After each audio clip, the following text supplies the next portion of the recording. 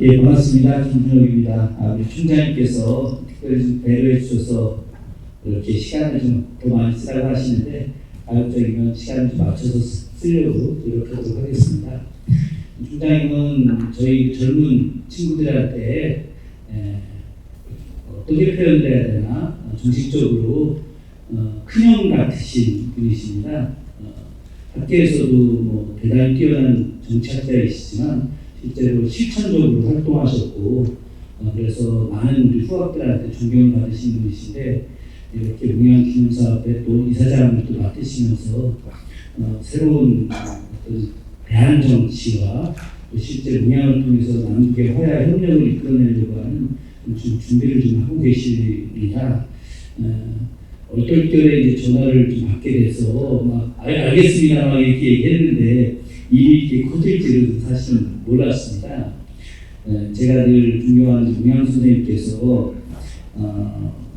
지금 현재 살아계셨다면 제가 현재 살아계셨다면 하고 늘 생각하는 분이 두 분이 계시는데 한 분이 이제 문양 선생님이시고 한 분이 이제 장준하 선생님이십니다. 그래서 두 분이 만약에 지금 이 21세기 대한민국에 계시다면 저 극우 세력들의 난동이 존재하고 있습니다. 이거 공공기관에서 이렇게 얘기해도 되나?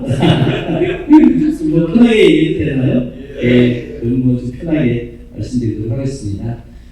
그래서 두 분이 계시다면 이 나라 정치는 어떻게 갈 것인가, 어떻게 또 잘 진행되고 있을까, 뭐 이런 여러 생각을 합니다.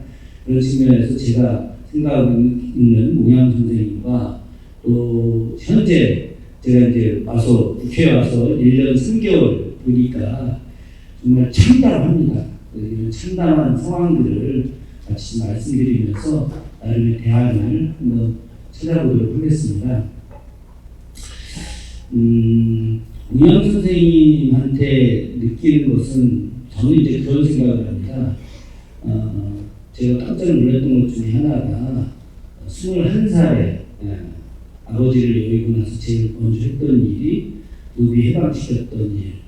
이거는 문양을 이해하는 데 있어서 가장 중요한 것 중에 하나다. 문양은 굉장히 준비를 오래 하는 사람입니다. 제가 판단할 때 굉장히 인간적이고 또 호걸이지 않습니까? 키도 뭐 180 정도나 되고 인물도 좋고 조선 체육회장을 할 정도로 대단한 스포츠맨이기도 하고 또 조선중앙일보사 사장을 할 때 우리나라 언론사의 최초로 스포츠면을 신설을 해서 스포츠 기사를 냈던 분이고 그러다 보니까 다양한 스캔들과 루머에 휩싸이게 됐지만 그러나 실제로는 전혀 그렇지 않았음에도 불구하고 사람들은 늘 보이는 대로 자기 임의대로 해석하는 것들이 많죠. 그러니까 문양 선생이 이제 친일 또 있을 수 있다 이런 식으로 발목 잡기 이 얘기는 좀 이따 다시 할 건데 그런 이제 거짓된 가짜 뉴스들을 이제 생산을 하기도 하는 거죠. 그러나 중요한 것은 문양은 남북의 화해와 협력 꼭 남북 통일을 이렇게 하나의 해방된 나라에서 하나의 나라를 만들어야 된다는 하는 절박감을 갖고 있었던 것도 이건 일종의 시대를 바라보는 준비입니다. 문양이 왜 그런 생각을 했을까? 그것은 일제강점기 시절에 좌우로 분열된 독립운동의 모습들을 보면서 그래서 이것이 해방된다 하더라도 이것이 하나로 묶이기는 쉽지 않은데 그것을 문양 스스로가 하나로 묶어내는 역할을 해야 된다고 생각을 한 것이죠. 그런 문양의 어떤 큰 역사적 흐름들을 볼 때 먼저 우리가 이해해야 될 것이 노비 해방이라고 하는 가장 선진적인 그런 일을 했다고 하는 것입니다. 사람들은 기득권을 포기하는 것을 굉장히 어려워합니다. 정말입니다. 국회의원들 중에서도 상당히 많은 재산가들이 존재하지 않습니까? 그 사람들이 자기의 어떤 재산을 포기하고 어떤 충실한 정치적 역할을 하는 거 쉽지 않습니다. 그러니까 민주당에서 4선 의원을 하고 법사위원장을 시켜줬던 이춘석 의원마저 차명으로다가 주식거래를 하는 이런 일들이 나타나는 겁니다. 삼가할 줄 아는 사람이 거의 없는 거죠. 다산처럼 이렇게 삼가를 할 수 있는 사람들 이런 게 흔치 않은데 모양은 그런 측면에서 자신이 갖고 있는 재산의 거의 90% 가까운 재산을 내보냅니다. 노비를 내보낸다는 것은 어떤 것일까? 노비가 얼마나 큰 재산일까? 이거를 생각을 해보셔야 됩니다. 앞으로 좀 돌아가자면 이런 겁니다. 성호 이익 선생이 성호사설에 그런 글을 써놨습니다. 참 부끄러운 나라가 되었다.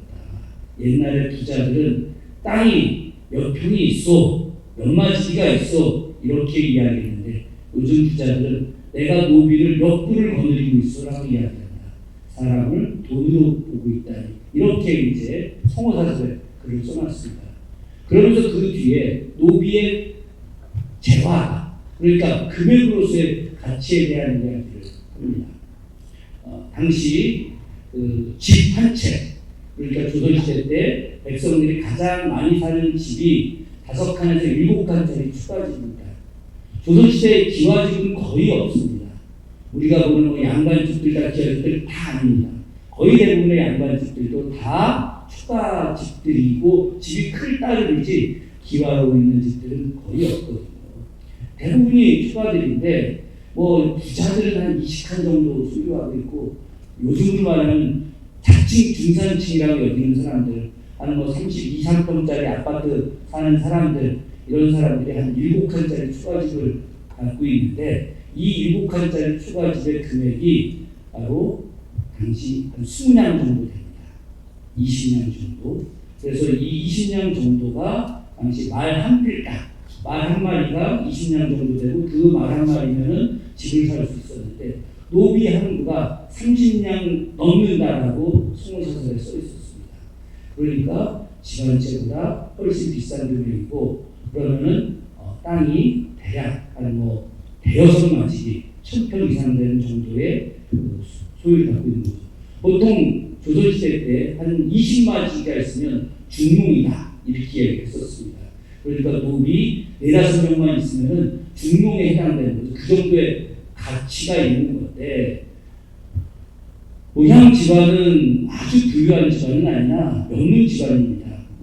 그래서 함양몇시 명문 집안인데 이 명문 집안에서 노비가 대략 30여 명 정도가 있었다고 합니다. 그러면 굉장히 큰 금액인데 이 30여 명 되는 노비를 다 해방시켰다. 이렇게 할 수 있겠습니까? 이런 결단을 내릴 수가 있냐고요. 이거는 결단을 내리는 사람만이 갖고 있는 특징입니다. 혁명가들이나 하는 일들이죠. 혁명가이기 때문에 일찍부터 혁명가이기 때문에 노비를 해방시킬 수 있었던 겁니다. 그것을 갖다가 금액으로 본다면 절대 해방시킬 수 없겠지만 그러나 그 노비를 인간으로 보았기 때문입니다. 혁명가들이 갖고 있는 가장 큰 특징은 바로 가난하고 힘없는 사람들을 똑같이 동등한 존재, 존엄의 존재를 본다는 거죠. 존엄의 존재를. 그런 측면에서 여운형 선생은 평생을 많은 사람들을 존엄의 존재로 보았던 혁명가다. 그래서 여기 나왔지만 혁명가는 신상에서 죽지 않는다. 혁명가는 늘 끊임없이 새로 시작하죠. 혁명가는 실패해도 또 새로 시작하고 실패해도 새로 시작하죠. 성사가 된 이후에 그 자리에 있지 않는다.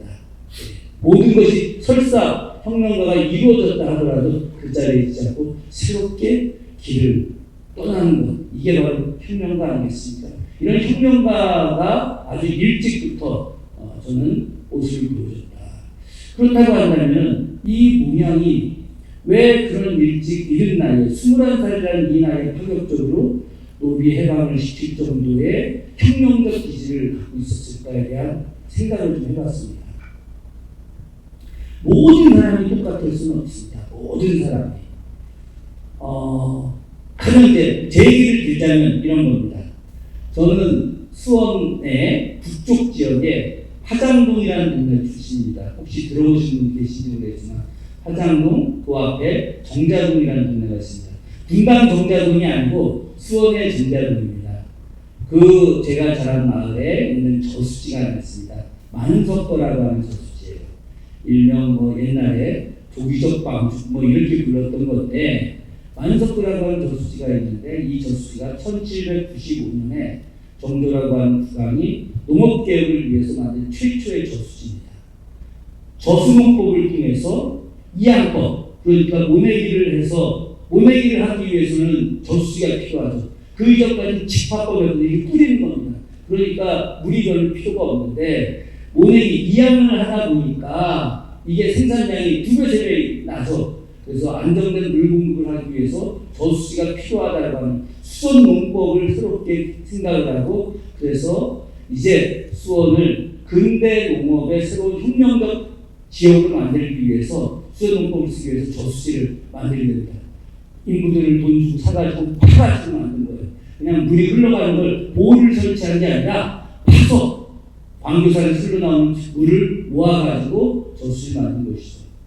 그런데 이 동네에 사는 사람들이 다 저하고 똑같이 어려서 맨날 방수 가가지고 저수지 가서 낚시하고 놀고 막 이렇게 생활을 했는데, 저는 정조가 만든 저수지를 보면서 정조처럼 돼야 되겠다. 정조와 같은 개혁을 꿈꿔야 되겠다. 정조와 같은 새로운 세상을 만들어야 되겠다. 라고 마음을 먹고 저는 10살 때 어떻게, 10살 때는 아니고 20살 때는 어떻게 하고, 30살 때는 어떻게 하고, 40살 때는 어떻게 하고, 50살때는 어떻게 하고, 60, 70, 80. 예, 제 계획은 85세까지의 제 계획이 있습니다. 그래서 제가 그때까지 일을 할 거예요.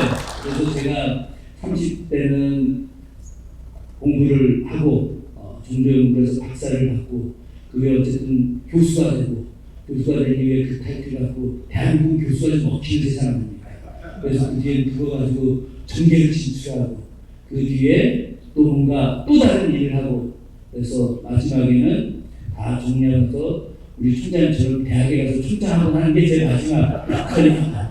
근데 저는 이렇게 생각하지만, 이렇게 생각하고 준비했지만, 우리 동네에 있는 수많은 사람들이 이렇게 저처럼 준비한 사람은 없었거든요.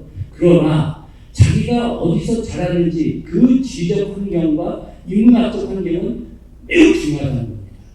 그래서 저하고 같은 동네에서 같이 자란 친구 중에 일찍 정치를 꿈꿨던 또 하나의 친구, 초등학교부터 고등학교까지 후배가 있는데 지금 국회의원하고 있습니다. 김승원 의원이라고. 그래서 그 친구하고 저하고 같은 아파트였어요. 그 친구는 우리 딱 한 동짜리 아파트였는데 1층에서 당선되고 저는 10층에서 당선됐습니다. 예, 이게 놀라운 일이죠.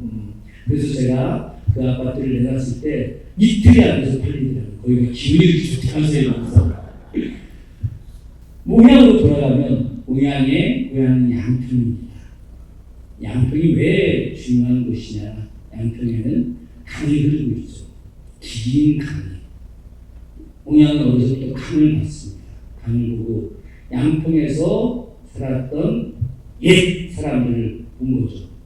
옹양 집안이 소론 집안입니다. 이게 굉장히 중요한 겁니다. 우리가 사색 당파 아니 이렇게 이야기할 때 가장 진보적 집단이, 진보적 당파가 소론입니다. 그래서 저 강화도에 있는 수많은 독립운동가들, 그래서 강화학파라고 불렸던 그 사람들은 다 소론들이죠. 소론들의 특징이 이제 양명학을 받아들이죠.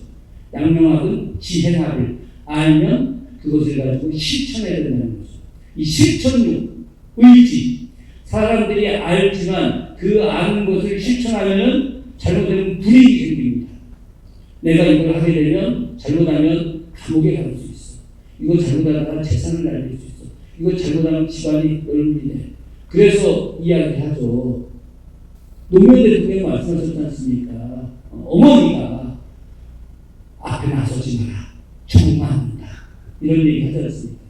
제가 대학에 들어갈 때 저희 아버님이 초등학교 선생님이셨는데 아버님이 나가서 절대 대모하지 마라. 어제 인사청문회 할 때 지금 최교진 장관 후보자가 전교조 교사 출신이라는 이유로 2년 공격이 엄청나게 들어가서 제가 짧은 시간이라 정책 질의하기도 바쁘긴 했지만 참을 수가 없어서 돌아가신 제 선친을 꺼냈습니다. 1936년생 저 선친이 저 시골에서 천안 입장면 외유리 거드라지라고 하는 마을, 그 마을이 다 옹기하는 마을인데 할아버지가 옹기 만드는 큰 항아리 만드는 장인이었는데 그 남의 마술을 태어나서 머리가 좋았는지 우리 할머니가 의지가 대단해서 아버지 장난만큼 공부시킨다고 해서 아버지가 서울 밀사범들 가서 역사 교사하다가 4.1 때 교원노조 만드는데 역할하고 5.16 때 잘려서 그래서 5년간 참여연서 짓다가 다시 초등교원을 붙이고 했어요. 그때 할머니가 너무 충격을 받아서 시름시름 화병으로 앓을 때가 몇 년 지나지 않아서 돌아가셨어요. 그 교원노조의 이야기, 그래서 나는 우리 아버지를 너무나 존경한다. 그런데 이 존경하는 우리 아버지가 무슨 좌파냐, 무슨 뭐 공산주의자냐, 빨갱이냐, 이렇게 매도될 사람이 아니다라는 이야기를 했습니다. 그런 아버지가 교원노조를 하고 그리고 본인이 선생님 화서초등학교에 계실 때 전교조 만들기 직전에 전추위가 만들어지는 과정에서 아버지한테 계속해서 형님이고 어떻게 해야 됩니까? 그럴 때 야 뭐 이렇게 하자라고 하던 그분이 물론 그때 돌아가셨죠. 그런 분도 저한테 나가서 데모하지 마라 라고 이야기했단 말입니다. 사람들이 지혜나비이 그렇게 두려운 거예요. 지혜나비를 하는 사람들은 굉장히 대단한 분들입니다. 그런데 이 지혜나비를 하는 이 가문이 소론 가문인데 물론 다 그렇게 하지는 않지만 소론의 특징이 거기에 있습니다. 소론 가문에서 자랐는데 저는 그런 생각을 했어요. 이분이 비록 양평 출신인데 그것만 갖고 됐을까? 약간 좀 과도하게 이야기하자면 본관이 함양이거든요. 함양인데 함양이 지리산 자리에 있거든요. 지리산의 웅장함, 무거움, 묵직함 이것과 강이 갖고 있는 속도가 여기에 강이 흐르는 빠른 정보 거대한 강을 통해서 사람이 왔다 갔다 하고 물리가 왔다 갔다 하고 역사가 왔다 갔다 하는 거 아니겠습니까? 공자가 그런 이야기 했습니다. 자재천상처, 자재천상이요. 논어에 보면 공자님께서 천 위에 계셨다. 천 위에. 그 천을 뭐라고 해석을 했느냐. 수많은 사람들이 자재천상, 그 천, 물길에 대한 해석을 했는데 마지막에 다산 선생이 이렇게 해석을 했습니다. 그것은 역사고 인생이다. 물에 흘러가는 것은. 야, 우리가 다산이 정말 대단하다. 이런 생각을 했는데 바로 지리산의 웅장함과 이 물길이 갖고 있는 그런 인생, 역사, 그 수많은 것들이 거기서 본 거 아니겠습니까? 어린 몽양이 그걸 본 거예요.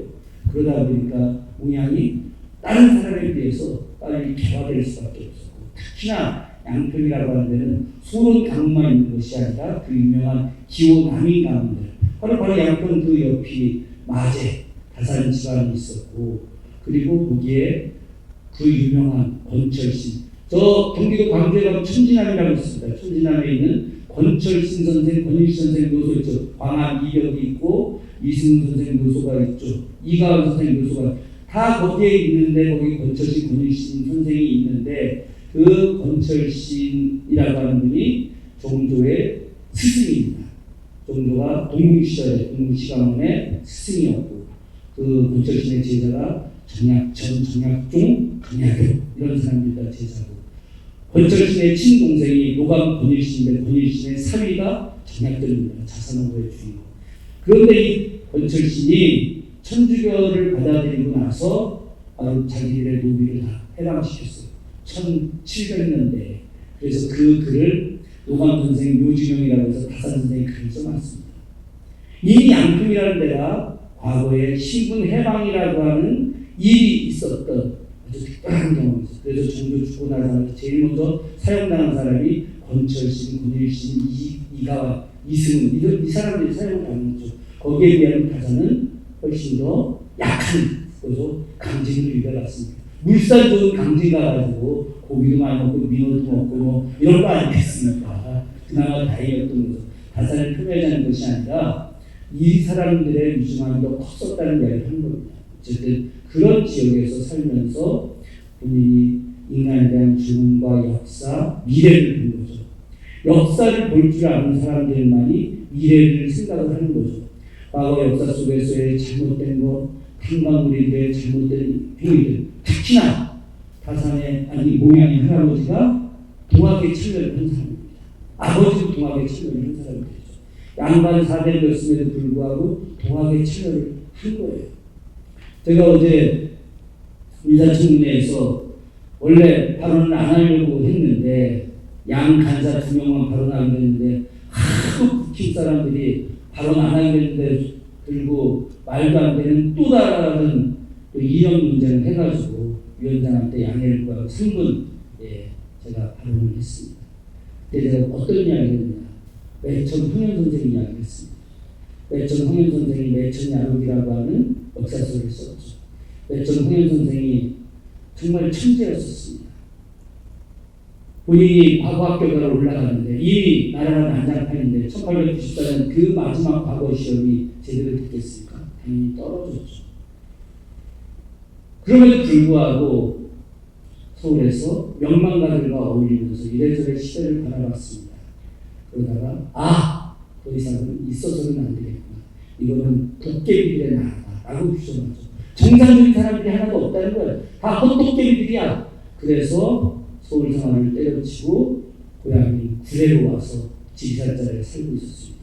그래도 집안은 이제 돈이 많아가지고 열흘에 한 번씩 한성순보가 기차 타고 그래야 돼요. 열흘 전께 내려오는 겁니다. 열흘 전께 내려오는 거예요. 그래서 매일같이 이걸 보는 거예요. 지금 이 1905년에 열흘 매일같이 신문을 받아보는 사람이 조선에 몇 명이나 있었겠습니까? 그 중에 한 명이었죠. 이분이 1905년 을사계약 때 자결하시죠. 을사계약 된 날로부터 열흘 뒤에 나라가 외교권이 뺏겼다는 소식을 들었어요.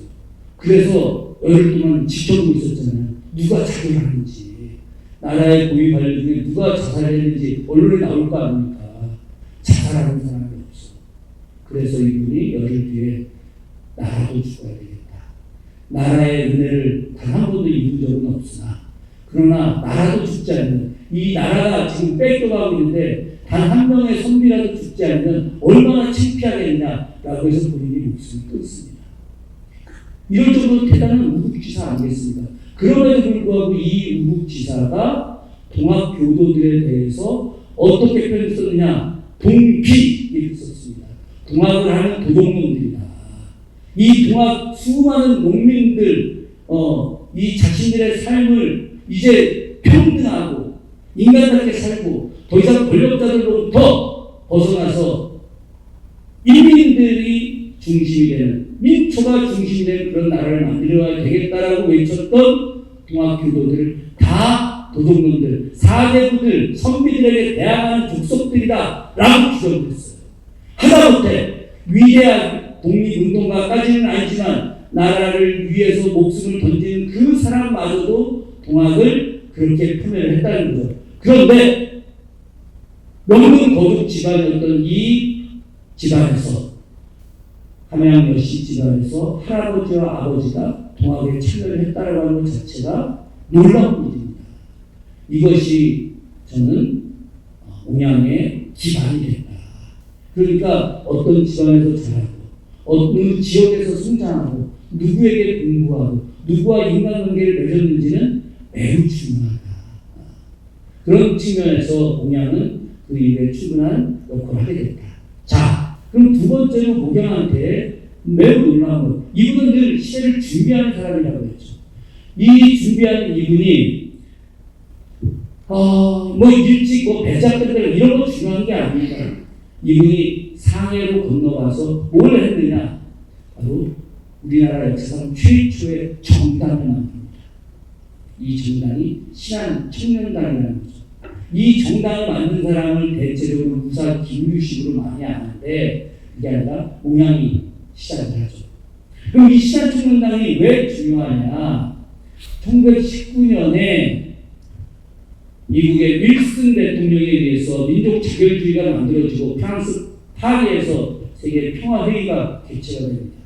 우리가 1907년에 네덜란드에서 개최했던 그 만국 평화회의에 들어가보지도 못하고 이준열사, 이상설, 이휘종은 통역관이고 이상설은 고종의 승관 같은 게 되었죠. 저 용정에서 서전서수 운영하셨던 분이. 그래서 서둘러서 운영할 때 고종이 오게 해서 회의에 갔다 와라. 그래서 이준과 이상설 당신이 가는데 통역으로 이휘종이 가야 된다. 이렇게 해서 20대 이휘종까지 같이 가서 실제 그 문안도 못 들어가는 거 아니겠습니까? 그래서 이준열서로서 자결을 한 것이죠. 그때 경험 때문에 이제 세계의 우리 민족이 피압박 민족이고, 그래서 피압박 민족이 해방돼야 된다. 물론 1921년에 다시 피압박 민족대에 나가긴 하지만 그것을 미리 준비하는 거예요. 그래서 그걸 하기 위해서는 어떻게 하느냐. 당시 세계인들이 국가와 정당은 어느 것도 관계없이 참여할 수 있는 걸 알게 된 겁니다. 세계의 흐름을 정확하게 이해하는 거예요. 우물안의 개구리가 아닙니다. 몽양 같은 사람이 바로 강을 통해서 봤기 때문에 우물안의 개구리가 아닌 거죠. 여러분들 그 책을 한번 읽어보십시오. 열아이비를 보거나 초종 박재가가 쓴 북한일을 보십시오. 그 책 안에 조선의 선비들이 얼마나 우물안의 개구리인지 여실히 증명되는 거예요. 이 작은 땅 안에서 서로 네가 잘났네 내가 잘났네만 하고 세계가 어떻게 움직이는지, 중국이 어떻게 움직이는지. 그래서 박제가 연합이 그렇게 썼지 않습니까? 내가 중국에 가보니까 중국에 보물이 있더라. 그 중국의 보물은 두 가지더라. 첫째가 깨진 기와장이고 둘째가 버려진 소똥이더라. 우리나라 사람들은 깨진 거다 그러면 아이고 깨진 거다 내다 버리고, 우리나라 사람들 술잔도 깨지면 야 이걸로 먹으면 안 돼. 주인 빨리 오라고 술잔 바꿔달라고 하고. 그까지 깨진 게 뭐 대단합니까? 우리나라 사람들이 왜 깨진 거 때문에 그러냐. 깨진 거 아니고 악기가 들어온다는 걸 실제 조선시대 때 그랬어요. 그래서 깨진 잔을 쓰지 않은 겁니다. 이 이유 때문이에요. 근데 깨진 잔이든 뭐든 상관없이 중국 사람들은 깨진 기와장이 있으면 그걸 모아가지고 바닥에다가 쭉 깔아서 마차가 다닐 수 있는 아스팔트 길 같은 걸 만들어낸 것이고, 소똥이 버려지면 그걸 모아갖고 말려서 그걸 땔감으로 써서, 그래서 겨울에 나무를 쓰지 않고 소똥으로 쓰는 겁니다. 우리는 냄새나서 안 쓰지만 실용적으로 쓰는 겁니다.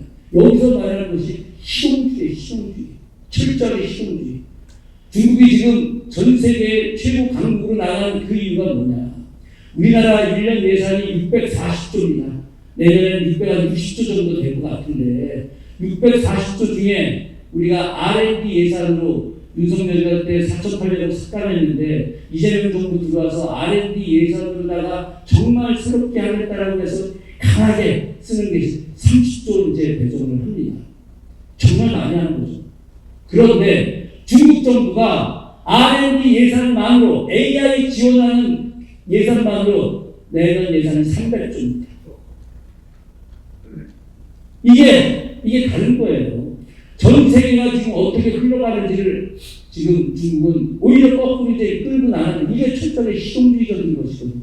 근데 우리는 아직도 우물 안의 개구리인데 그 우물 안의 개구리와 같은 이런 생각들이 있기 때문에 당시 조선 땅 안에서 독립운동을 한다 하더라도 세계를 바라보지 못하고, 그리고 해외에서 독립운동을 한다 하더라도 자기들 내부에서만 독립운동을 하는 거 아닙니다. 몽양 선생님이 왜 백범 선생하고 관계가 좋지 않았느냐.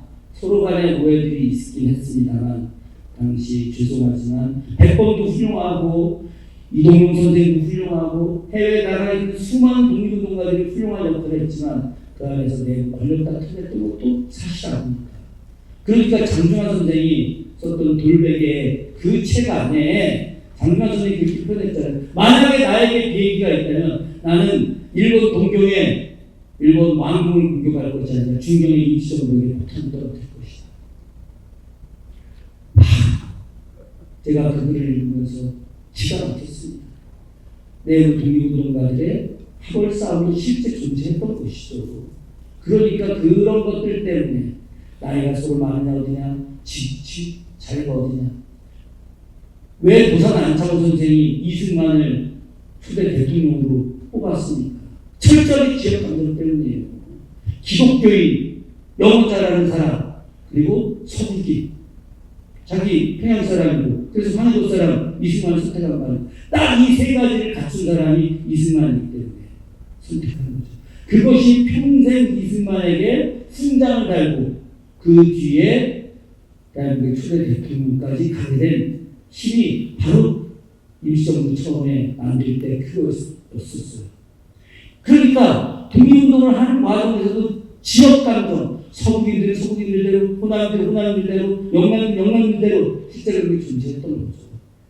이런 걸 뛰어넘은 사람이 몽양인 거예요. 그래서 몽양 그 젊은 나이에도 세계 흐름을 본 겁니다. 그러니까 거기서 당과 정당과 국가가 동일한 지위를 얻어서 세계 대회에 참여할 수 있는 알았던 거죠. 그래서 그 젊은 나이에 신한 새로운 대안을 만들어내는 청년들의 당이다라고 해서 그 신한 청년단이 1919년에 세계대회 파리 강화회의에 참여를 합니다.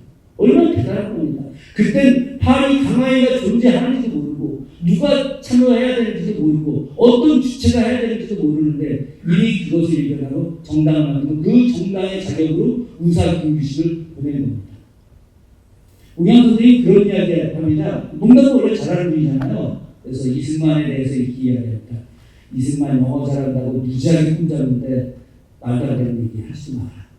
이 나라에서 영어를 제일 잘하는 건 우사 김규식이 제일 잘하고 두 번째로 내가 잘하고 세 번째가 이승만에 대해 얘기합니다. 여러분 이 몽양이 영어 배우려고 금능대학 영문과에 갑니다. 원래 금능대학 신학과 가려고 했는데 써주는 아펜젤러가 너는 시작할 사람이 아니야. 이 체질적으로 시작할 사람이 아니야. 체질적으로. 그래서 영문과 보냈는데 6개월 만에 영어를 마스터해서 교수가 됐어요. 세계 전무후무한 이런 천재성을 갖고 있는 거죠. 영어도 잘하고 어쨌든 시대를 정확히 읽는 겁니다. 세 번째 몽양한테 우리가 깊이 배워야 될 것은 바로 당당함입니다. 당당. 변절하지 않는 당당.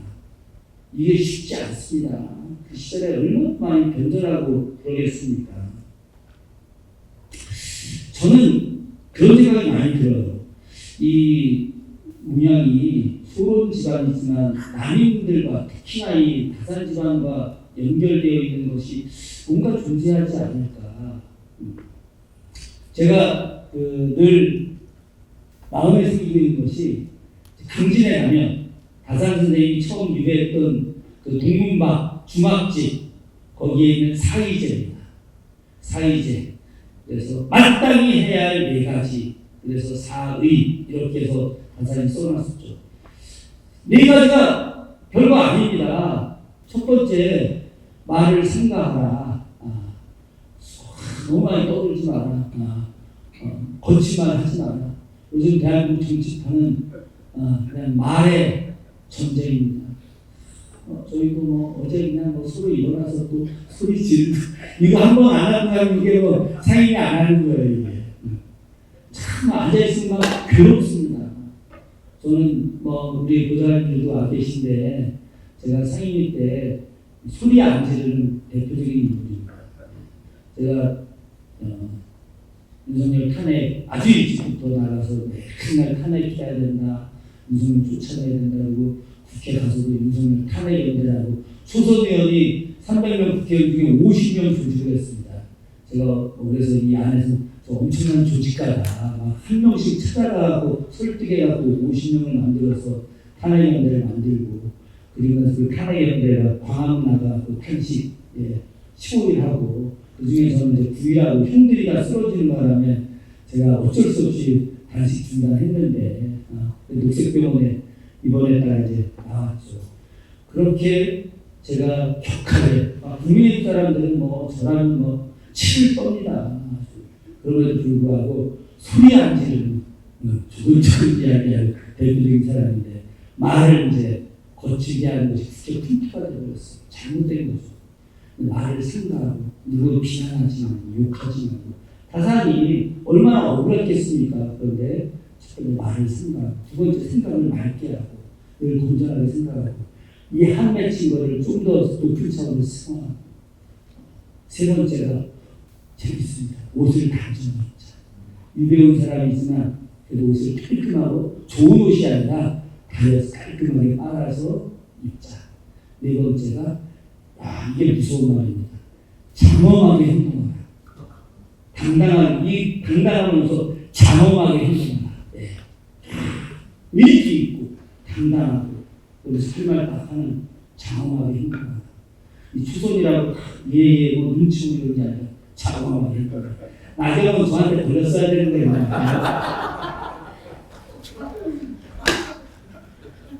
이분이 당당한 겁니다. 1919년 임시정부 만드는데 3.8 역할도 하고 그 뒤에 너무 중요한 인물이 되다 보니까 일본에서 초청을 했죠. 그때 뭐 같이 가라 마라. 가장 격렬하게 반대하는 분이 간제 선생님이셨어요. 가면은 너 이 저 변절한다. 뭐 이런 것 때문에 그런 데 가가지고 거기서 당당하게 일본의 고위 관료들이 있고 육군 대장들이 있고 막 이런 데 가가지고 분명히 조선의 독립이 너무 당연한 거다. 세계사적으로 마땅한 거다. 바로 민중의 나라를 만들어야 된다. 이런 강렬한 연설을 하셨죠. 타고난 연설가이기도 하지만 강렬한 연설가. 저는 이런 점에서 그 당당. 그래서 일본 고위 관료들이 그 책에도 뭐 김태일 총장님 잘 아시겠지만 김상훈 선생이 썼던 그 책 그리고 이경 선생이 쓴 그 전기에 보면은 일본의 관리들이 거꾸로 그 강연장에서 조선독립 만세를 외쳤다는 말입니다. 너무 감동받아가지고 이런 당당함. 저는 이것을 우리가 좀 배워야 될 필요가 있겠다. 제가 너무 좀 길게 이야기하는 것 같은데 벌써 40분이 됐네요. 한 10분만 더 하도록 하겠습니다. 웅양은 창조적인 사람입니다. 대한민국에서 제일 문제가 되는 게 이 어린이 청소년들한테 창의지성이 떨어지는 거예요. 창조성, 질문하고 생각하고 철학하고 정말 아이들을 바보처럼 만드는 거죠. 이렇게 공부 잘하는 뭐 서열 위주의 이런 시스템들. 어쨌든 뭐 그것이 갖고 있는 장점도 있을 수 있겠으나 저는 뭐 단점이 더 크다고 생각하는데 웅양은 예술가적 기질. 그러니까 수많은 문화예술인들을 만나고 그들에게 영감을 불어넣어주고 웅양 사진 한번 잘 보십시오. 웅양 사진 중에 매우 특별한 사진이 있습니다. 윗두리는 양복인데 아래가 반바지를 입고 있는 사진이에요. 이야, 나 진짜 기절을 했어요. 그 사진보다. 지금도 저 여기 온다고 집에서 제일 비싼 양복을 입고 있는 겁니다. 저희 금액이 100만 원 조금 더 들어가고 나래요 한 번. 제가 국회의원 됐다고 제 아내가 캠브리지 멤버스라고 하는 유명 브랜드 가서 사준 거예요. 근데 얼마 전에 제가 요즘 중국 쪽하고 이 관계된 일을 좀 해서 이렇게 만나러 소공동 롯데호텔을 갔다가 시간이 좀 남아가지고 이렇게 백화점 갔는데 괜찮은 자켓이 하나 있어가지고 우리 여기 저 수행비서랑 같이 있는데 그 친구가 저거 너무 멋있어. 그래서 저거 얼마쯤 할 건데 한 100만 원쯤 하지 않을 거예요. 야 이 자식아 저거는 한 300만 원을 할 거야. 그래서 야 둘이가 물어보자. 둘이 그냥 물어봤어요. 물어봤더니 제가 이거 한 300만 원쯤 하나요? 그랬더니 하시는 말씀 저희 매장에는 300만 원짜리는 없습니다. 그래서 저건 어떻게 합니까? 그랬더니 저건 자켓은 650만 원이고 바지는 220만 원이고 티셔츠가 250만 원이고 너네 얘기 중에서 이게 우리 저 같이 간 친구입니다. 아니 뭐 제가 이런 이야기 하자는 게 아니라 우리가 의관을 정제한다고 할 때 지금 아무리 그렇다 하더라도 여름에 제가 국회의원이 반바지 입고 양복 입고 이렇게 다닐 수는 없지 않습니까? 웅양은 그런 걸 과감하게 하는 사람입니다. 아주 과감하게 하고 그리고 그런 것들을 장려하고 그리고 그런 사람들에게 힘이 되게 격려해 주는 사람이죠. 저는 이런 그 사진 한 장을 통해서 웅양이 얼마나 파격적인 인물인지 느낀 겁니다. 시대를 앞서갈 거예요. 시대를. 제가 봐서는 최소 150년을 앞서간 사람입니다. 그러니까 웅양이 얼마나 답답했겠습니까? 생각을 해보세요. 자신의 정신과 세계는 이미 150년을 앞서가서 서구 어느 나라에 가도 뒤지지 않는 당당함을 갖고 있는 사람들인데 이걸 이 조선 땅에서 아직도 그냥 이 구습에 젖어가지고 있으니 얼마나 열받았겠습니까? 그런 측면에서 그것을 새롭게 바꿔내는 것들을 무엇으로 할 거냐? 스포츠로 연결하는 거죠. 이게 되게 중요한 겁니다. 왜 모양이 1931년에 조선체육회를 만들고 회장으로 취임했을까? 스포츠가 단순하게 운동만 잘하는 것일까? 그렇지 않습니다. 그럼 앞에 역사로 한번 돌아가보죠. 동학에서 가장 중요한 책이 두 개가 있습니다. 하나가 동경대전이고 하나가 용담대전입니다. 동경대전은 수은 최재의 일대기 다툰 거죠. 그래서 수은의 말씀이 많이 들어가 있습니다. 그런데 용담유사는 수많은 시와 언어들이 들어가 있습니다. 이걸 구술한 사람이 해월이죠. 해월은 문자를 몰랐어요.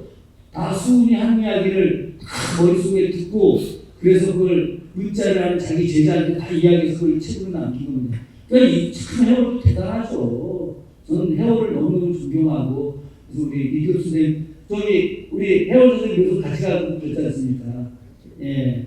그래서 저 이천에 가면 주롱이라고 하는 마을이 있는데 천덕산 주롱이 여기에 이제 제가 해마다 우리 형님들 모시고 제가 59인데 아직도 형님들 막걸리 들고 다니면서 야 막걸리 사오면 차 내려서 막걸리 사갖고 하고 가서 지금 이러고 있는 아직도 제가 막내이고 어떻게 하겠습니까? 큰일 났어요 이거 빨리 젊은 친구들도 들어가야 되는데 근데 그 해월 선생이 기술한 용감유사에 어떤 내용이 나오냐 여러분 동학교도들이 말입니다 다 뭐랬느냐 동학교도들이 다 건물을 배웠어요 건물 춤을 추는 거예요. 그래서 동학에 보면 시오 이야기할 때 다 건물을 추죠. 수은 선생이 뭐라고 얘기했냐 지금 외세들이 몰려들고 있다. 곧 외세가 올 거다. 그렇기 때문에 이 건물을 다 연습해야 된다. 건물을 통해서 공동체를 만들고 건물을 통해서 우애를 익히게 하죠. 그래서 외세가 왔을 때 일본이 쳐들어왔을 때 건물을 익힌 우리들이 나가서 막아야 된다. 흡사 그 앞에 200년 전에 있었던 정열입의 대동계가 됩니다. 정열입 대동계가 끊임없이 사람들을 모으고 인사 나누고 우애를 익히고 함께 나누죠. 왜 대동계가 당시에 문제가 되느냐? 정열입은 얼마나 대단한 사람이냐? 양반, 중인, 평민, 노비 관계없이 그날 대동계 모임에서 모두가 똑같이 존댓말 쓰고 모두가 똑같이 인사합니다. 양반 사람과 저 노비한테 같이 허리 숙여 인사를 한다? 이게 조선사에서 있을 수 있는 일입니까? 상상이 안 가는 일이죠. 그런데 그렇게 하겠다고 정열입한테 전주로 수도 없는 사람들이 몰려든 겁니다. 임진왜란이 일어나기 직전에 외국인들이 끊임없이 쳐들어왔어요. 끊임없이. 임진왜란이 일어나기 이태 전에 2년 전에 1590년에 하양 도성에 있는 백성들이 무려 2만 명이 넘는 사람들이 다 죽어서 도망갔습니다. 이런 내용 들어보셨어요? 선조실록에다 나오는 이야기입니다. 일본이 쳐들어온다고. 도성에 사람들이 다 죽어서 다 피난을 갔다니까. 이거를 역사학자들이 이야기하지 않는 거예요. 제가 책에도 다 썼는데. 그렇기 때문에 선조가 어쩔 수 없이 황인길, 김성일 일본에 보내게 된 거고 온갖 모욕을 다 당하고 돌아올 거 아닙니까? 그래서 어쩔 수 없이 이순신도 저 정평감에 있던 사람을 전라도 수군 절도사로 보낸 거예요. 다. 근데 그 전에 정열이 살아있을 때 일본이 외국들이 막 오는데 관군들이 막을 수가 없어. 능력이 안 되니까 이 새끼들 맨날 무에 연습도 하고 땡땡 치고 뒤로 돈 빼돌리기나 하고 그래서 조정에서 어쩔 수 없이 정열을 찾아가고 대동개원이 저 오늘날 치는 목포 진도 앞바다로 내려가서 거기서 외국을 막아요. 그래서 정열이 대동개원들을 데리고 내려가서 다 작사를 내고 돌아옵니다. 그런 바람에 선조가 저놈들이 무력도 세구나 저것들을 없애야 된다라고 해서 가짜로 조작해가지고 그 전주에서 완주 나간 그 사이에 국도로 데리고 가고 거기서 죽여버린 거죠.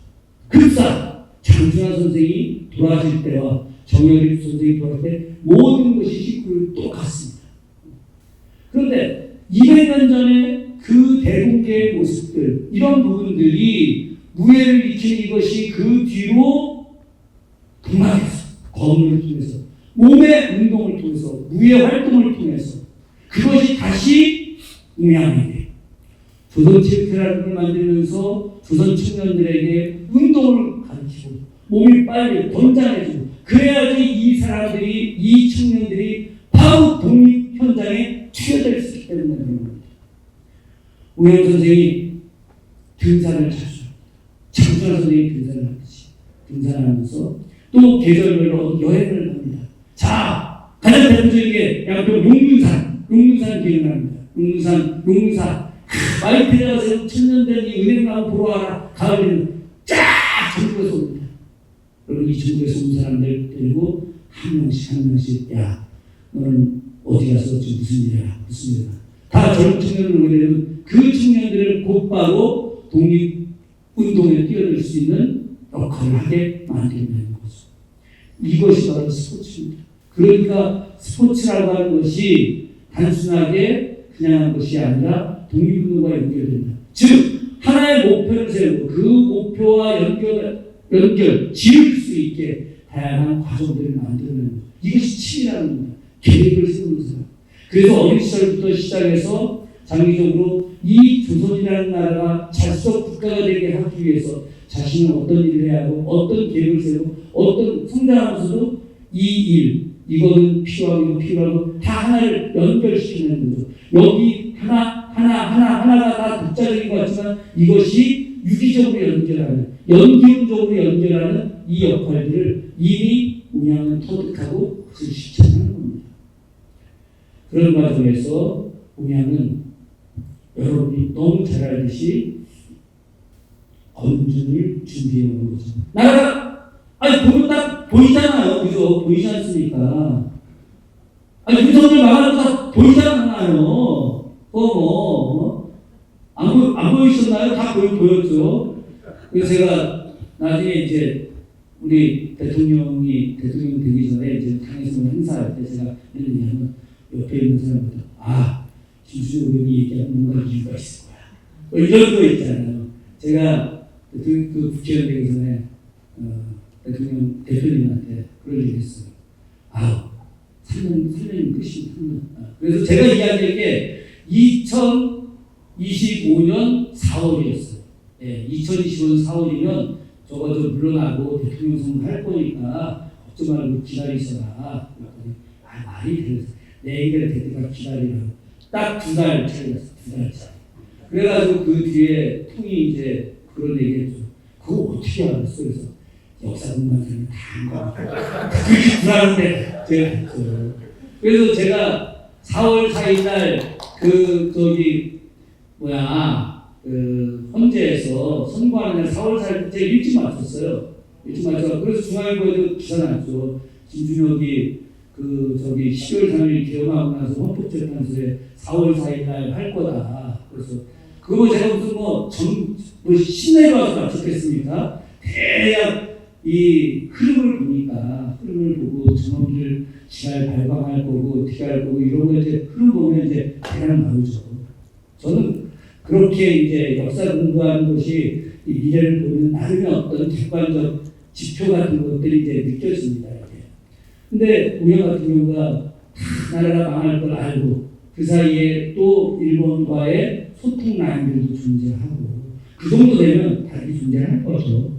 그런 과정에서 언준을 준비했는데 웅양이 실수를 한 게 2가지가 있었습니다. 저는 그렇게 생각합니다.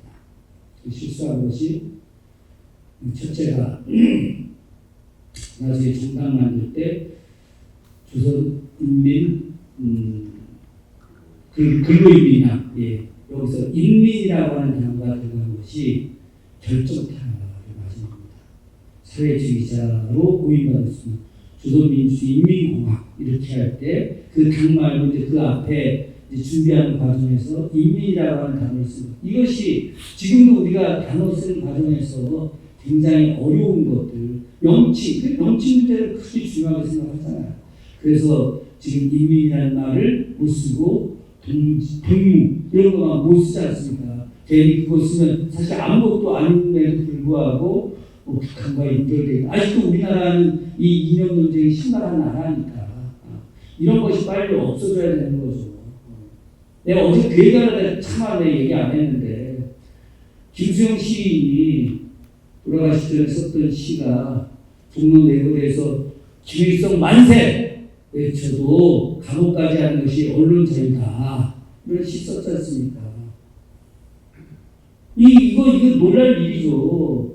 그런데 이 김수영 시인의 이름을 따서 민음사에서 김수영 문학상을 수상하지 않습니까? 그러면 민음사 다 묶어먹고 그냥 박명호 회장부터 시작해서 싹 잡아 넣어야 되는 겁니까? 그런 거 아니잖아요. 그죠? 아직도 우리 사회가 갖고 있는 이 이념 논쟁, 이 잘못된 것을 뛰어넘을 수 있어야 되는데 그것이 이제 아직도 어려운 일이죠. 어쨌든 이거 하나 하고 그리고 본인이 통 크게 행동했음에도 불구하고 당시 백범하고의 관계 설정이 제대로 되지 않았다. 이 부분이 저는 매우 뼈아픈 내용이라고 생각합니다. 그런데 이거 하나만 이야기하고 좀 마무리할까 합니다. 제가 오늘 1시간 해보려는데 죄송해요. 왜 문양을 계속 마지막에 친일에 협조한 것으로 만들려고 하느냐. 문양은 친일에 협조한 적이 단 한 번도 없습니다. 문양은 너무나 위대한 운동을 한 겁니다. 물론 해외 나가서 독립운동하는 것이 굉장히 어렵죠. 그러나 국내에 남아있는 것은 더욱더 어려운 일입니다. 국내에 남아있는 사람들이 다 변절했잖아요. 그죠? 다 변절했는데 변절하지 않고 남아서 끝까지 그들과 싸우고 그들을 다시 이끌어가는 역할을 하는 것이 얼마나 힘든 일입니까? 밖에서 있으면 먹을 건 부족하고 몸은 고달플 수 있지만 그래도 정신적인 여유는 있을 수 있으나 이 안에서는 그렇지 못하거든요. 그런 측면에서 문양의 항일 독립운동이라고 하는 것은 엄청난 일입니다. 이 내부에 있었던 수많은 변절자들, 이 변절자들이 문양을 취입하라고 매도해야만 그래야지 자기들이 합리화되는 거죠. 지금 운남을 이승만을 건국 대통령으로 만들고 건국적이라고 하는 이유가 바로 여기에 있는 거죠. 친일파들이 다 권력 잡은 거 아닙니까? 친일파들이 정치경제 사용자 중에 우리나라 친일파들이 안 잡은 게 어디 있습니까? 재벌들 중에 친일파 후예들이 아닌 사람들이 어디 있고 언론 중에 친일파 후예들이 아닌 사람이 어디 있고 국민의힘 국회의원들 중에 친일파 후예들이 아닌 사람들 있을 수 있겠으나 거의 대부분이 친일의 후예들이죠. 이 후예들이 자신들이 딱 하나 대놓고 이야기하지 못한 게 돈도 있어, 학력도 있어. 독립운동가 후손들이 배골아가면서 막노동할 때 자기들은 여의도에서 비행기 타고 미국 가가지고 박사 받고 와서 떵떵거리고 여의도에서 비행기 타고 미국 갔다 온 사람 중에 장차가 나는 사람이 하나도 없고 초기 김포공항에서 비행기 타고 미국 갔다 와갖고 대학 교수하는 사람 하나도 없다는 이야기 있지 않습니까? 이들은 일제강점기에 그들의 권력과 부를 통해서 또 다른 권력과 부를 만들어냈지 않습니까? 이들이 모든 걸 다 장악했는데 딱 하나 친일파의 후예라고 하는 이 딱지 때문에 더 세게 이 사회를 자기들 마음대로 끌어낼 수가 없죠. 그러니 뭘로 자신들을 내세워야 됩니까? 건국이죠. 항일 독립운동 이건 누구나 다 했던 일이고 그건 뭐 중요하지 않아. 그래서 우리의 해방은 외세의 선물인 거야. 미국이 일본을 이겼기 때문에 그냥 된 것뿐인 거야. 내부적인 항일독일운동이 존재하지 않고 외부에 의해서 하는 거야. 이 땅의 이야기들을 대놓고 공공연하게 하고 있는 세상은 아닙니다. 이들이 그 앞에 사람들이 바로 몽양을 친일파로 해서 다 몽양도 우리 같이 친일파야, 친일행위한 거야. 그래서 자신들의 친일 허물을 덮어버리려고 하는, 물타기 하려고 하는 이 행위를 한 거죠. 그러나 몽양의 인생에서 친일은 0.00일이 아니라 0 자체가 들어가지 않는 사람입니다. 그런데 왜 몽양이 당시 돌아가실 수밖에 없었던 거냐. 몽양이 이미 남북 분단을 예견을 한 거예요. 분단은 7월부터, 1940년 7월부터 이미 준비되어 있는 겁니다. 미국이 일본의 사주를 받아서, 일본은 이미 일본 땅에 히로시마, 나가사키에 폭탄이 떨어질 것을 다 알고 있었습니다. 그래서 이미 7월부터 항복의 의사를 계속 표명하고 포츠머스 회담부터 시작해서 그것을 예의주시한 거예요. 그런데 왜 그때 항복하지 않고 8월 8일 이후에 항복을 공식적으로 했느냐. 그것은 38선이 거지고 소련의 참전을 기다립니다. 소련이 참전해야만, 그때까지 소련이 참전하지 않았거든요. 소련이 참전해야만이 그래야지 사회주의 국가와 소위 말하는 자본주의 국가, 미국, 영국, 프랑스를 대변하는 자본주의 국가가 한반도를 분단 체제로 만들 것이라고 하는 계산을 한 겁니다. 만약에 소련이 참전하지 않았으면 당시 중국도 장개석 군대에 안 왔습니까? 몽양은 레닌도 만났죠. 트로츠키도 만났죠. 레닌하고 대화를 해. 대화를 깜짝 놀래. 자기가 레닌한테 얘기했거든. 우리는 아직 이런 그 사상이 사회주의 사상으로 나갈 정도의 수준이 아니라 민족주의 국가 체제로 있고 그 다음 단계로 나가야 된다. 레닌 동의하거든요. 지금 한반도는 지금 우리 러시아 같은 사회주의 국가가 될 수 없다. 왜? 레닌이 봐도 이런 아시아 농업 국가가 소위 말하는 공장 자본주의 체제를 갖다가 경험하지 않았는데 어떻게 봐도 사회주의 나갈 수 있겠습니까? 마르크스가 이야기한 역사 발전 5단계론에 전혀 맞지가 않아. 그래서 레닌도 인정해. 그래서 레닌과 합의를 해. 이 한반도는 사회주의 국가로 가지 않는다. 공산주의 국가로 가지 않고 민족주의 국가로 해서 통일 국가로 나간다라고 이런 합의를 한단 말입니다. 트로츠키도 만나. 호치민도 만나. 베트남의 영웅 호치민도 만나고. 그리고 장개석도 만나. 소문도 만나. 소위 말해서 아시아 혁명가들을 다 만나고 그 만난 사람들 속에서 국제정세를 정확히 읽어내고 그러다 보니까 한반도가 일본과 미국의 야합에서 소련이 진주하고 미국이 진주해서 분단국가가 될 것을 미리 예견을 하는 거예요. 그래서 이것을 막는 일, 이것이 바로 자신이 해야 될 일이라고 생각을 한 거고 그 일을 강력하게 추진해 나가다가 결국은 이승만 세력에 의해서 순탄하게 돌아가시게 된 거죠. 이승만의 조직, 노독술이 또 다른 백의사의 행동대장 한 지근이 결국 이제 몽양을 주도를 하게 된 건데 그렇게 해서 저는 그렇습니다. 몽양의 정치를 어떻게 계승할 것이냐 이게 핵심인 거죠. 몽양의 정치를 어떻게 계승할 것이냐. 지금 현재 21세기에 있는 22대 국회의원들 중에 몽양의 정신과 몽양의 행동, 몽양의 정치 사상 이것을 계승할 정도의 지적 능력과 행동 실천력을 갖춘 사람이 얼마나 있을 것이냐. 남북의 화해 협력을 위해서 과감하게 용기 있게 발언할 수 있는 사람이 과연 얼마나 있을 것이냐.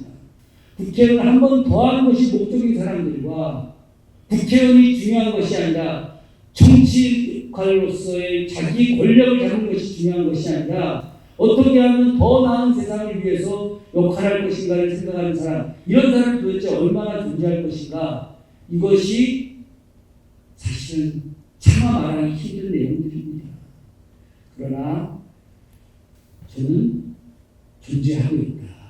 그런 사람들이 많이 있다. 그런 사람들이 각각의 역할을 하고 있지만 이제 다시 몽양이 사람들을 묶어내듯이 그런 역할을 하는 사람들도 나타나고 그렇게 해서 새로운 세상.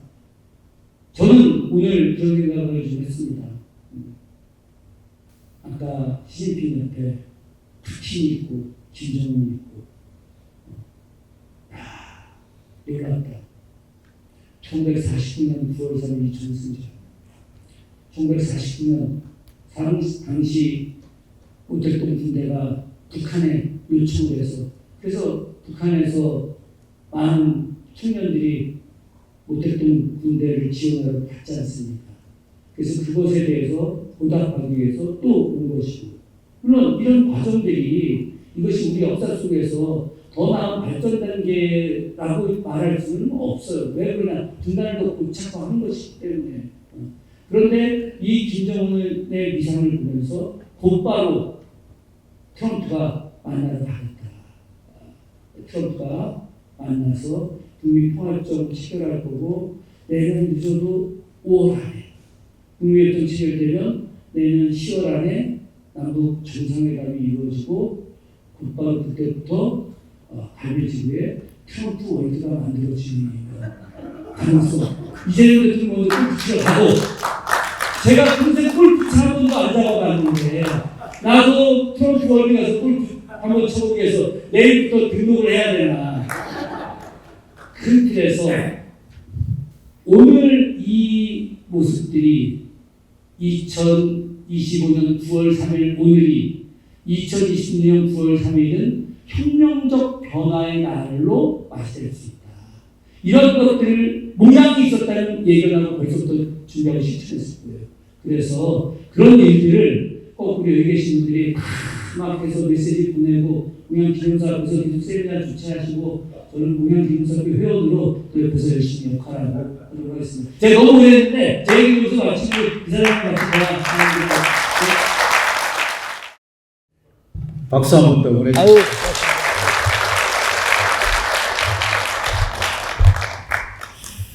아름다운 노래를 듣는 듯 했습니다. 역사학자로서의 통찰력, 또 그 풍부한 교양, 그리고 아주 수려한 그 말씀들, 정말 한편의 그 연주를 보는 듯한 그런 즐거움이었습니다. 그런데 궁금했습니다. 교수하고 국회의원하고 뭐가 더 좋아요? 왜 이렇게 질문하느냐 하면, 지금 말씀하는 1시간 동안 너무 행복해 보이셨어요. 그 화면으로 우리가 상임위 화면 비치는 거, 뭐 이런 거, 또 광장에 나와서 싸우시는 모습들 쭉 지켜보기도 했는데, 오늘은 표정이 완전히 달랐습니다. 뭐가 더 좋습니까? 제가 국회의원 되고 오늘 딱 2번째 강의입니다. 네, 1년 3개월 동안 강의할 기회가 전혀 없었고, 오늘 딱 2번째인데 좋네요. 네. 근데 어제 제 아내가 저한테 이제 들어가서 뭐 여러 이야기 하다가, 이제 어제 교육부장관 인사청문회 끝나고 한 12시쯤 왔거든요. 그래서 오늘도 아주 힘들어 죽을 뻔했어. 그랬더니, 그러길래 인간아 왜 교수와주에 고인가 그러고 있어 막 그러길래, 야 자기야 체질이야 체질. 저는 이 일 만족스러워하고 있습니다. 왜 그러냐면 선한 권력을 갖고 선한 일을 하고 싶어서, 그러면 국회의원 일이 앞으로 좀 오래 좀 하고 싶습니다.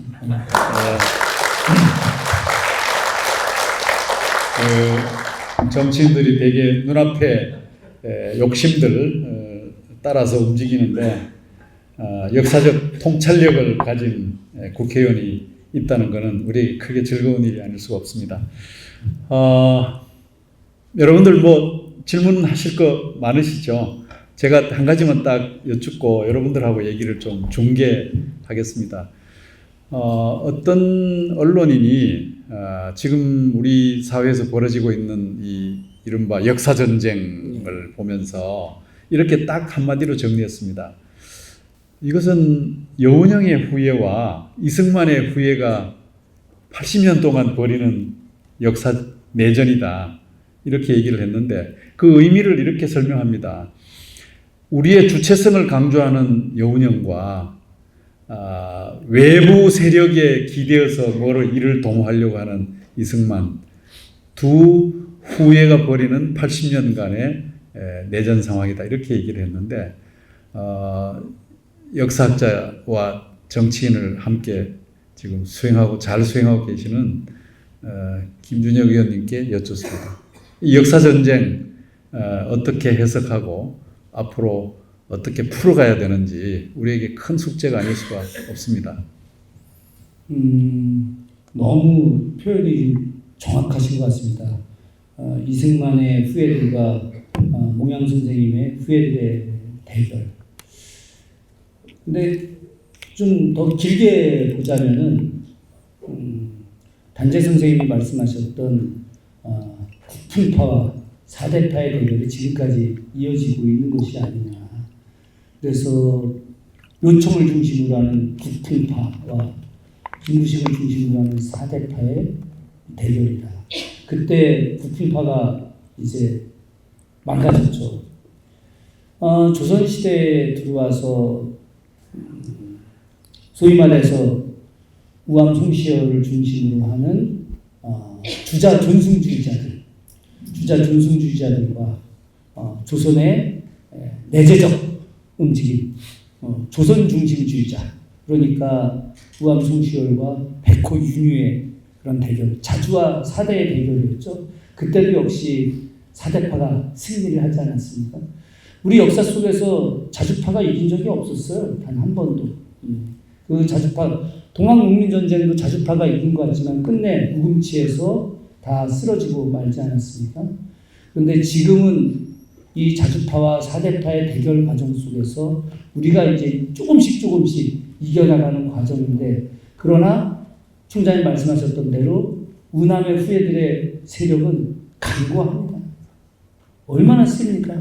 지금도 아직도 내란이 연장되고 있다라고 하는 느낌을 지울 수가 없죠. 중앙지방법원에서 계속해서 기각이 내려지고 있는 이런 상황들, 검찰개혁도 물론 열심히 하고 있지만 아직도 혼란스러워하고 있는 내용들, 여러 가지 내용들이 다 그런 상황들인데, 저는 조금씩 우리가 조금씩 나아지고 있다는 생각을 합니다. 그러나 좀 걱정스러운 것은 말이 좀 길어서 죄송합니다만 우리나라 기독교의 변질이 심각하게 됐다. 이 우남의 어떤 핵심이 기독교인데 이 기독교마저 그러니까 과거에 기독교 정신으로 실천하기 위해서 그것이 독립운동과 연결되어 있던 진보적 기독교가 어느 순간인가 보수화되고 좀 더 심하게 극우화되어져 나가는 과정들, 이렇게 됐을 때 이것이 우남의 세력들이 더 강고해질 수 있지 않느냐. 그래서 저는 기독교의 대대적인 반성과 그리고 우리 몽양의 후예들의 대대적인 성장이 이루어져야만이 이 균형의 추가 이제 붕괴될 것이다라고 생각을 합니다. 예, 그 기독교 문제 말씀하셔서 한 가지 좀 덧붙이자면, 여운형 선생의 성장 과정에서도 기독교가 굉장히 중요한 역할을 하고, 방금 쭉 설명을 하셨던 것처럼 그 양명학적 실천론과 또 동학 사상과 같은 이 전통적 사상과 더불어서 기독교 사상이 여운형의 성장에 크게 이제 기여하고 그 바탕이 되었던 것도 사실입니다. 그래서 올해 기념사업회와 기념관이 몽양과 기독교라는 주제로 우리 10월 달인가 11월 달에 컨퍼런스를 하려고 합니다. 그래서 기독교 중에서도 정말로 우리 민족적 가치, 우리 공동체적 가치, 우리의 주체적 가치를 소중하게 여기는 이제 그런 사상의 씨앗들과 또 역사적 씨앗들을 우리가 좀 잘 찾아내서 크게 좀 선양을 하고 그런 걸 좀 환기하자 하는 취지도 있습니다만은, 방금 우리 김 의원님께서 말씀하신 이제 그런 우려도 저희들이 이제 함께 하고 있다는 말씀드립니다. 그러면 청중들께서 워낙 하시고 싶은 말씀들 아마 눈빛을 보니까 많이 있으십니다. 그래서 마이크를 좀 준비해 주시고 함께 참여하시도록 하죠. 누가 말씀해 주실 분 지금 손 들고 의사 표현해 주십시오. 네. 이제 제가 충분히 말씀을 다 이해합니다. 그러니까 근로인민당에서 인민이라고 하는 단어를 썼던 것은 당시에 충분히 허용될 수 있는 거였다. 실제로 건국동맹이라고 하는 것이 만들어지기 전에 건국동맹이 먼저 이름은 조선인민해방동맹이었습니다. 조선인민해방동맹을 건국동맹으로 바꿨다가 그것을 건국준비위원회로 바꿨거든요. 그래서 여기서 이제 조선 그 인민해방동맹이라고 하는 이걸 계속해서 물고 늘어지면서 그것이 근로인민당하고 연결을 시켜버렸거든요. 그래서 그것이 이제 타격이 갔다는 것이고, 실제로 당시 분위기가 이제 이런 겁니다. 1945년 8월 15일 해방되고 나서 1946년 8월 15일 날 그날 이제 그 소위 말해서 사회주의 진영과 이제 민족 진영이라고 이야기되는 우파 진영이 나누어서 1주년 행사를 합니다. 그래서 그 사회주의 세력들은 동대문운동장에서, 그리고 그 민족주의 세력이라고 불리는 우파 세력들은 남산에서. 근데 남산에서 모인 사람들은 10,000명이 채 되지 않았고, 예, 그 동대문운동장에서 모인 사람은 한 20만 명 이상 됐었거든요. 그게 시대 분위기입니다. 분위기였는데, 이 분정이 원체 강력하게 공산주의를 배격하는 이 과정 속에서 급격하게 이제 이렇게 전환이 되는 과정이었죠. 몽양은 이 소위 말해서 이 통합주의자입니다.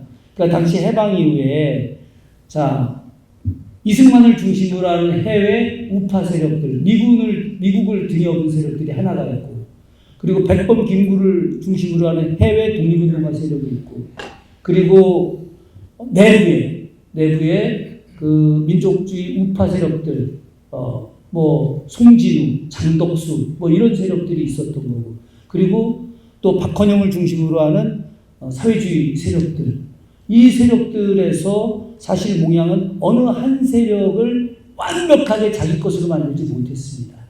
약간의 이 본인이 생각한 포용적 입장에서의 리더십을 갖고 있었고, 그런데 이제 이런 과정에서 사실 대부분의 사람들이 몽양이 대통령이 되어야 된다는 생각을 확고하게 가졌어요. 이미 하지 중장이 낸 보고서에도 미국에 올린 보고서에도 만약에 분정 이후에 대통령 선거를 치르게 되면 70%의 국민이 몽양 영웅을 지지할 거다라고 하는 보고서를 올렸습니다. 그런데 이제 이런 부분들이 미국 입장에서는 안 되는 거죠. 원래 이게 좀 약간 빈당한데 미군정이 제일 먼저 그 대통령을 제안한 사람이 우사 김규식입니다. 예, 왜 그러냐면 김규식은 미국에서 공부하고 미국 편이고 우파거든요. 이 김규식이. 그렇기 때문에 자기들한테 딱 맞는데 김규식은 최소한 한반도의 단일 정부를 요구했어요. 단일 정부를 요구했기 때문에 미국 입장에서는 맞지 않았던 거죠. 그 과정에서 미국은 이제 분단 국가를 요구해도 자신이 대통령이 되기만 하면 된다라고 하는 이승만을 선택할 수밖에 없었던 거죠. 예. 약산하고의 정확한 그 인연은 찾아내지 못했고요. 대신 이제 김약수 선생, 예, 약산약수 두 사람이 이제 나는 산으로 하고 너는 물로 하자라고 해서 약산약수를 하지 않았습니까? 김약수 선생하고 몽양 선생하고는 인연이 있습니다. 그러면 이제 자연스럽게 김약수 선생을 통해서 약산 김원봉 선생의 이야기가 충분히 전달되고 뭔가 그런 교감이 있을 가능성은 있겠죠. 또 그리고 몽양 선생님하고 약산의 부인이었던 박자의 여사하고의 관계는 조금 연결되는 듯한 내용들이 좀 나오고 있는데, 그렇게 치자면은 충분히 약산하고도 관계가 있을 수 있겠죠. 예. 정말 어려운 질문입니다. 이건 이제 그 몽양 선생을 통해서 지금 2030 세대들에게 혹은 그 청소년들에게 전하는 메시지보다 약간 좀 다른 차원으로 이야기를 좀 풀어내는 게 나을 것 같은 생각이 드는데, 원래 이 북한이라고 하는 그 정치 체제는 쉽게 이야기해서 유훈을 중요시 여기는 겁니다. 유훈.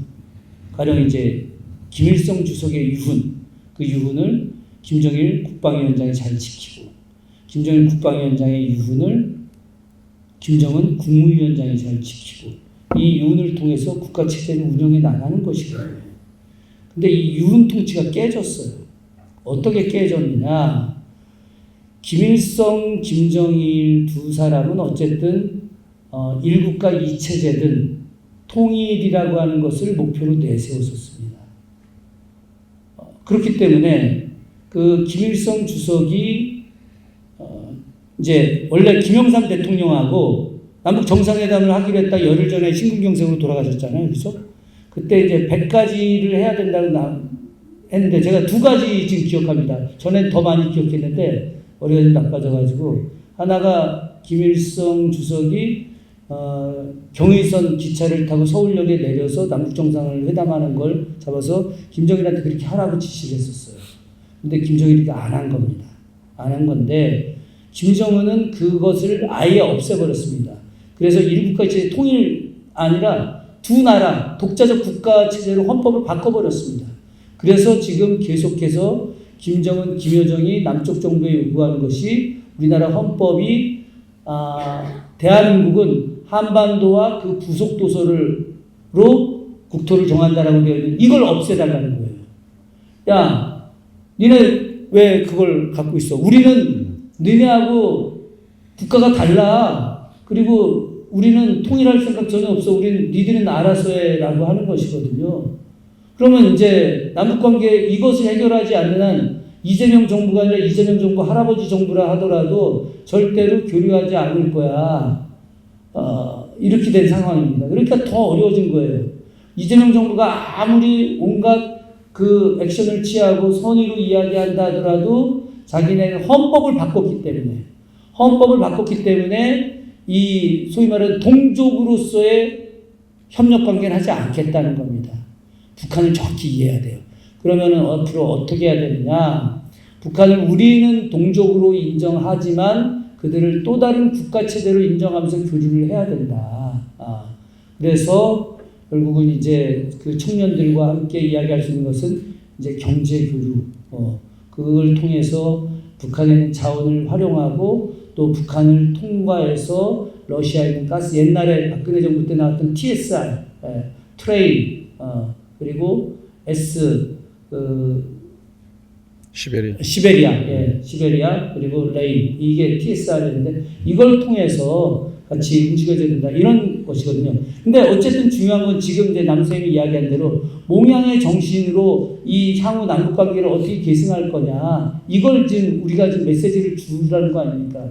저는 말입니다. 현재 2025년 상황이 1945년부터 48년도의 상황과 거의 똑같다. 왜 그러느냐.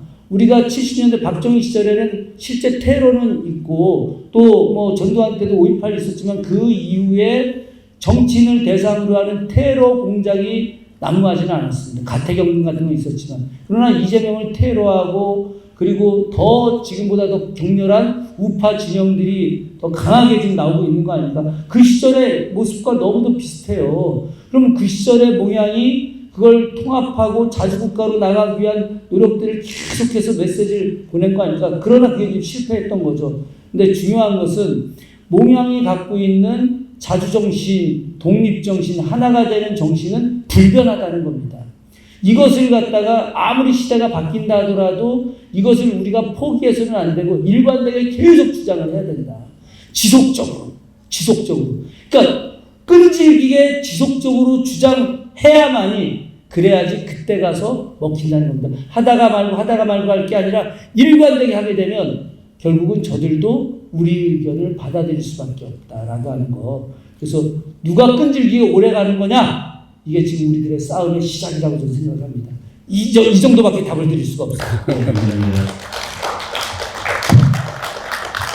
그 몽양의 리더십이라는 것이 그냥 너도 좋고 나도 좋고 이런 통합이 아니라 자신의 목숨을 걸고 결연히 모든 사람들로부터 미움받을 용기를 가지고 던지는 이제 그런 용기와 결단의 리더십이 몽양의 리더십이었다는 점도 좀 주목할 필요가 있지 않나 하는 생각입니다.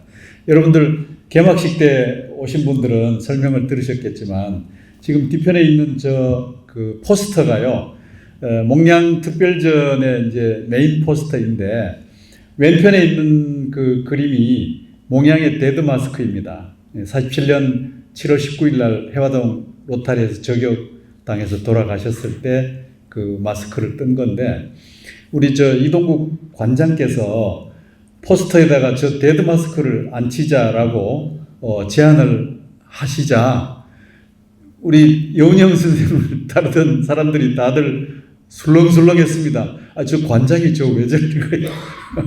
아니 저 데드 마스크를 포스터에 안 치는 건 난 생전 처음 봤다 해서 이동국 관장을 제외하고 모든 사람들이 반대를 했습니다. 근데 제가 가만히 생각하니까 무슨 뜻이 있을 것이다 해서 이동국 관장하고 얘기를 사부작 이제 붙여본 결과 제가 내린 결론은 이것입니다. 저것은 지금 이동국 관장이 하고자 하는 메시지는 그 통일의 신화로서의 여운형, 십자가의 서사를 지금 얘기하려고 하는 거구나. 자신의 목숨 희생을 불사한 그 결의, 죽음, 그리고 또 부활. 이것을 아마 경기도 박물관장께서 말씀하시고자 하는 바이니 우리가 저거를 지지합시다. 이렇게 해서 이제 저걸 걸게 되었는데, 몽양 선생에게는 그런 혁명가적 면모라고 하는 것을 저는 좀 환기시켜 드리고자 합니다. 아까 김 의원님께서 아주 모두의 그 말씀을 강조하시길래 저는 또 다른 이제 그 느낌을 받았는데, 그 노비 해방의 면모를 말씀하시면서 이거야말로 혁명가적 그 생각이다 하는 말씀을 주셨는데, 이제 그런 면모, 혁명가적 면모가 희생과 결단 또 끈질기게 자기의 모든 것을 거는 그런 각오 같은 것들이 우리에게 많은 이제 느낌을 주고 있지 않느냐 하는 생각입니다. 그런 혁명가로서의 여운형 마무리 말씀 좀 해주시죠. 혁명가는 침상에서 죽지 않는다. 야, 죽입니다. 혁명가는 자기가 성공한 자리에 절대 있지 않습니다.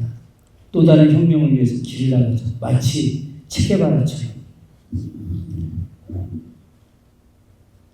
조금 전에 우리 총장님 말씀하신 것 때문에 제가 좀 전율이 올라가지고 마치 십자가에 못 박혀 죽으신 예수가 자신의 죽음을 이미 알고 스스로 못 박히시고 그리고 또 부활하신 거 아니겠습니까? 웅양 선생이 해방 이후에 11번이었나? 14번 테러를 당한, 12번이었나요? 예. 끊임없이 테러를 당했죠. 그 노후에 감옥에서 고생 무지 많이 해서 정말 온몸에 병이 많이 생겼음에도 불구하고 그렇게 많은 테러를 겪으시면서도 또 현장에 나오시거든요. 한번 테러를 겪은 사람들은 무서워서 집 바깥을 못 나갑니다. 또 테러를 당하고 또 나가시고 또 나가시고 세상에 이런 엄청난 용기를 갖고 있는 분이 어디 있겠습니까? 남들은 다 두려워서 집을 숨거나 변절하거나 항복하거나 하죠. 전라도 일대에 몇천억의 땅을 준다고 해도 거절합니다. 혁명가는 돈을 중요시 여기지 않고 그걸 통해서 이익을 얻으면 뭐 하겠습니까? 나라를 팔아먹는 사람밖에 더 되겠습니까? 저는 웅양은 또 다른 순교자로서 또 다른 혁명가로서 또 다른 미래를 내다보는 그런 중요한 일꾼으로서 우리에게 다가오고 있다. 제가 몽양 공부를 좀 더 해야 되겠다는 생각을 다시 했습니다. 열심히 하겠습니다.